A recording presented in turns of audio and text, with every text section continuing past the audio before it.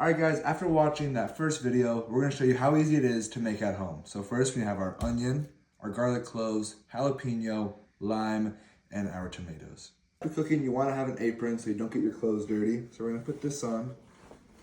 And we're going to start off by chopping up our onion, as we can see right here. So we're going to cut it in half, like this. And then just cut it into small sections, like so. Now that when your onion is cut, you're going to add it to your cast iron skillet or pan, whichever one you have at home. Alright, next up, we're going to cut up our tomatoes to add them into our skillet with our onions. So let's get to cutting.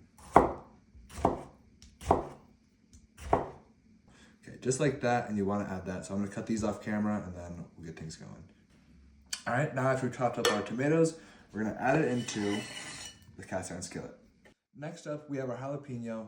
Not mandatory, but if you like a little bit of spice in your food, you can add it. So personally, I like spicy food. We're gonna add it in here. Let's chop this up. And we'll throw these. Okay, now we're gonna add our garlic. So we're gonna crack this like this, and then cut it into small pieces.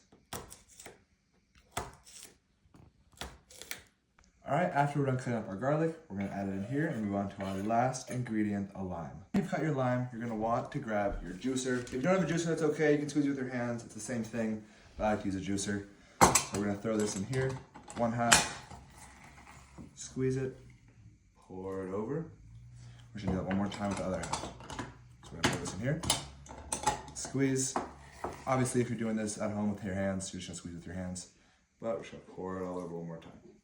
Alright, now we're going to season this a little bit. We have salt, pepper, and usually you would want cilantro, but parsley is a great substitute for it. So we're going to sprinkle some salt, just enough to your taste. A little bit of black pepper. And lastly, we're going to do a little bit of our parsley. Perfect. Now our last step before we put this on the heat, we're going to add a little bit of olive oil.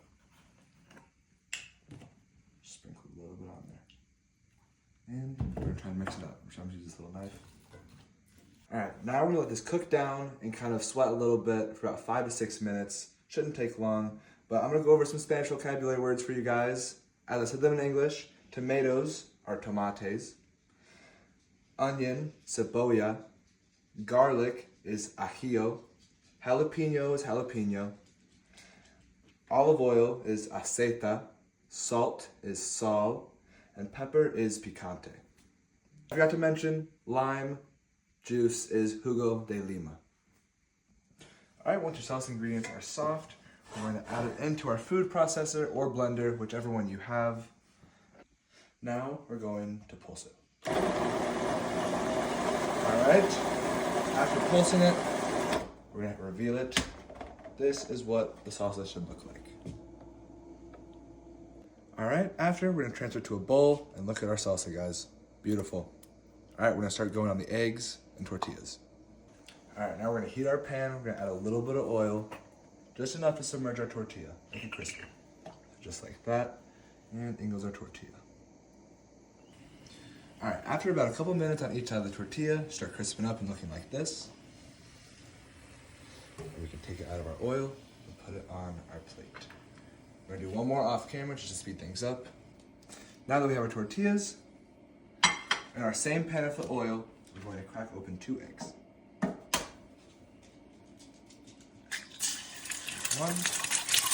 Alright, now once your eggs are in the pan, you just let them cook for a little bit, kind of move around the oil, let it all cook around. Be careful though, because the oil might spritz up a little bit.